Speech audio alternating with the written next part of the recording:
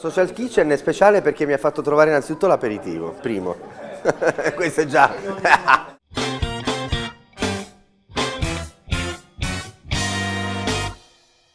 Social Kitchen per me innanzitutto è familiare, è un modo per cercare di entrare nelle case della gente in modo un po' più confidenziale, amichevole.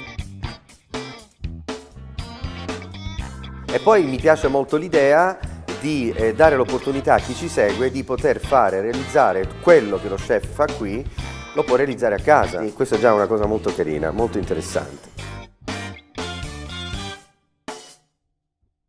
Va bene, dai, cioè, dico, non mi mettete in crisi, sto già sudando, ragazzi, non mi... Dai. Per chi ama la cucina, collegatevi su Social Kitchen, scoprirete tutte le cose più buone del mondo. Sì, ok, dai, giusto, non vi stresso più, basta, ragazzi, basta.